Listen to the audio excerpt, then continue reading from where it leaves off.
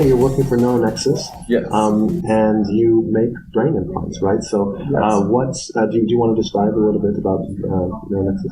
Yeah, certainly. So NeuroNexus is a company, it was a startup company actually. It spun out of research from the University of Michigan. It was built on what some call the Michigan Electrode.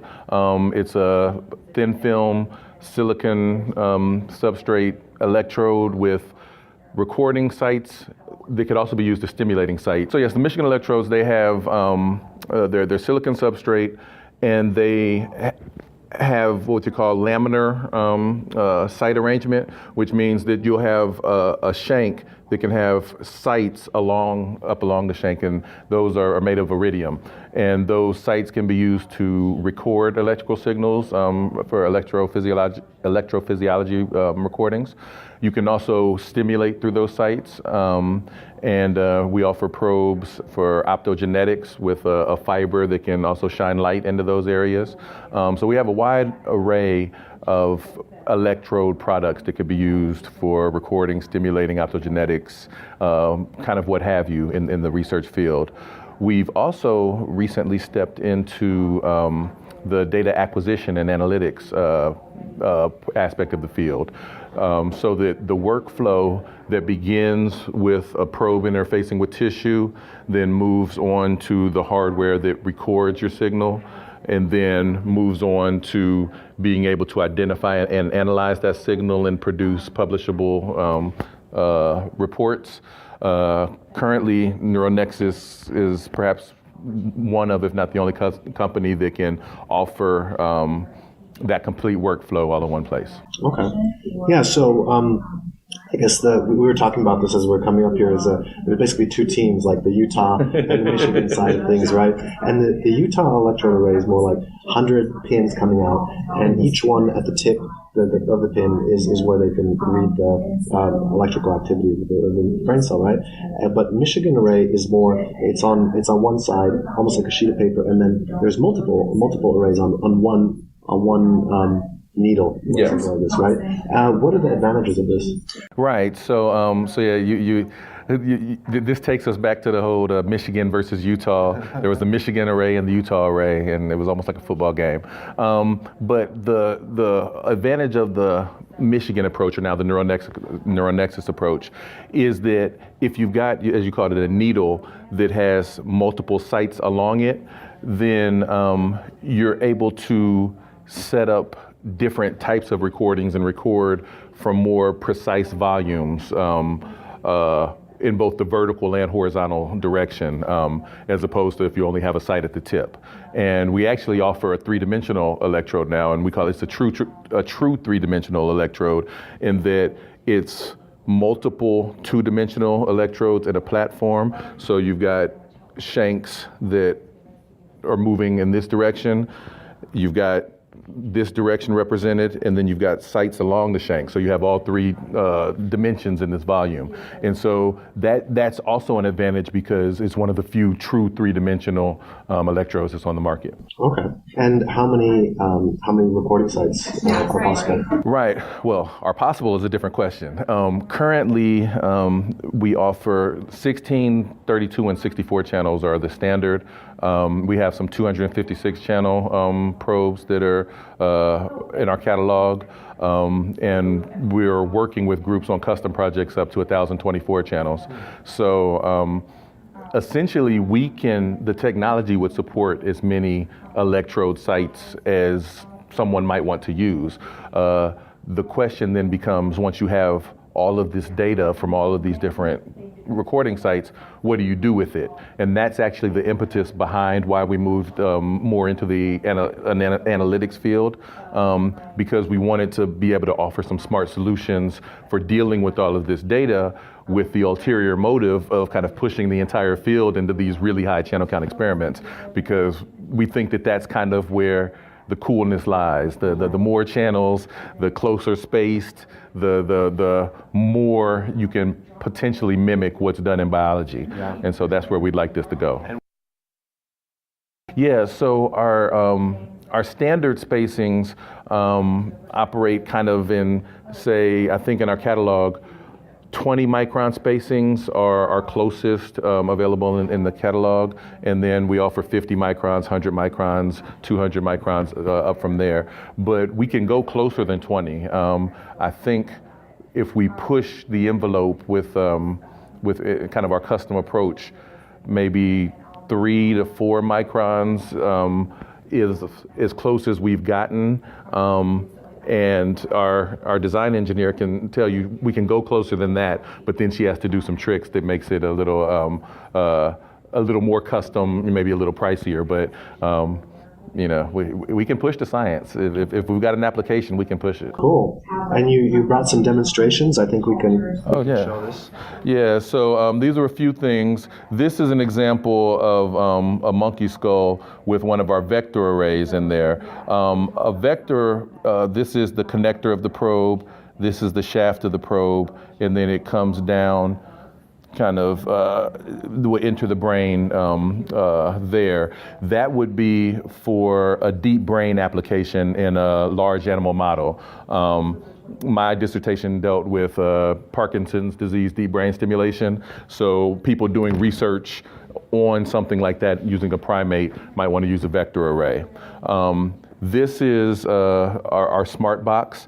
This is the hardware that we use our step into data acquisition, and it's able to, it's got inputs for up to 4 different electrode head stage combos, and up to 256 channels altogether across those 4 channels. Each channel is capable of, each input is capable of doing up to 128 channels. And I've brought brochures. There's lots of information on the smart box and our smart box control software, Allego, and our very new analytics for handling those kind of high channel count experiments that we were discussing. Okay, interesting. And I'm curious about this data acquisition and what's the advantages that you offer in terms of being able to handle all this data, because it must be a huge amount. Like, what kind of data rates are we talking about? Yeah, so we're talking, if we're doing continuous recordings, we can sample up to 30 kilohertz, and so if you got 30,000 samples a second, and experiments can run kind of indefinitely. But even if you get out to 5 or 10 minutes, you're talking lots of gigs of data.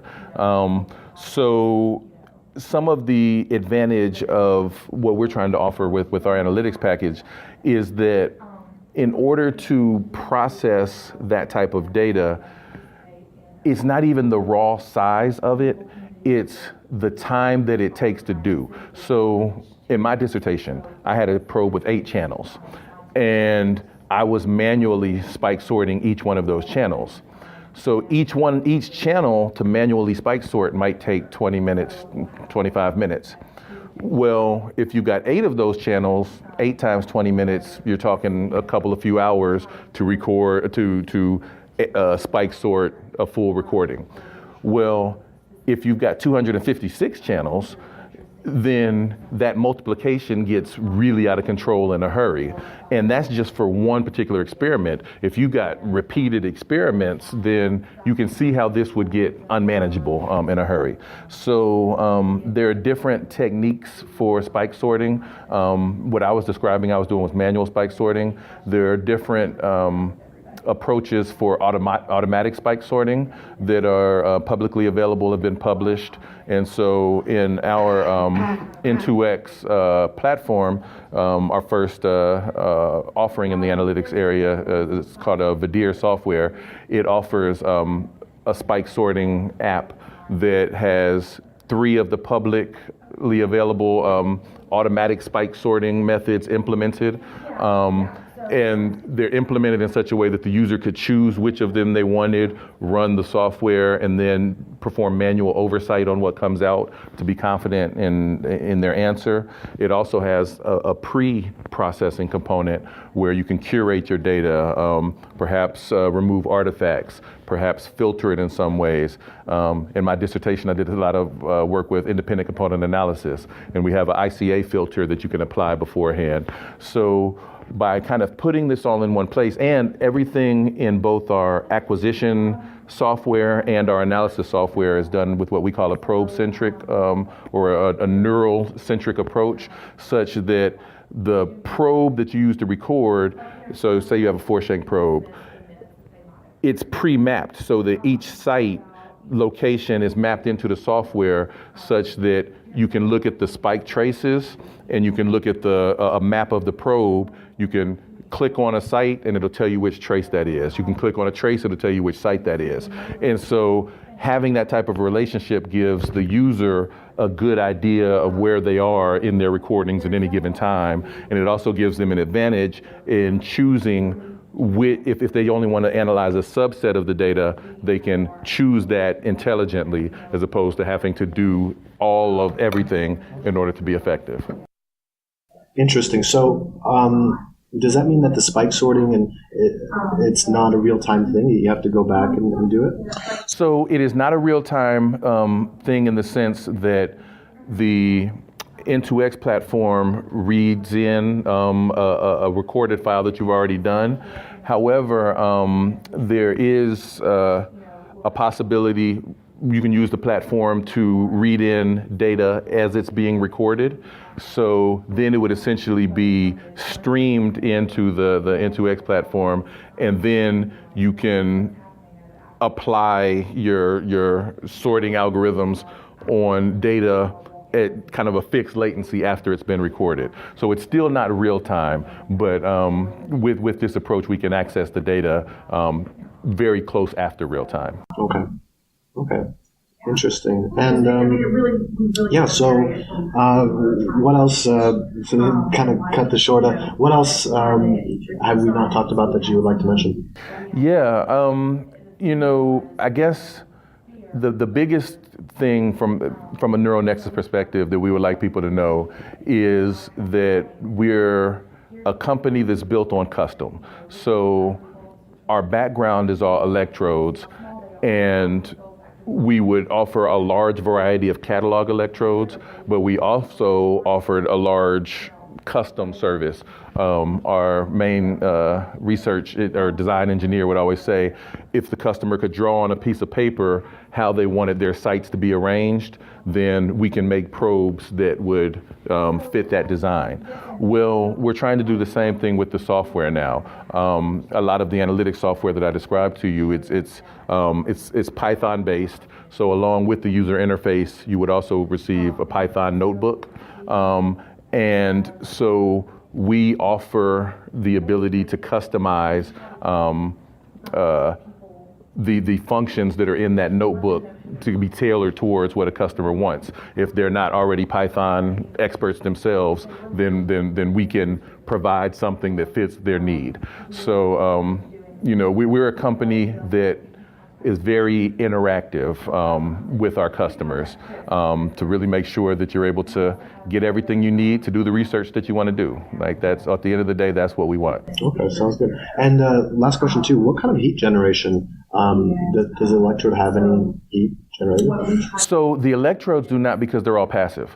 The recordings are passive. If you stimulate through them, then the generation of heat or what can safely be stimulated through these sites. There are equations. We actually, on our website, NeuroNexus.com, we have a support section that gives the math of, based on the site material, the site size, this is how much current you could safely put through there without going outside the water window. So that type of information is known, and the probes themselves do not generate heat. Okay, sounds good. Thank you so much. All right, thanks for having me.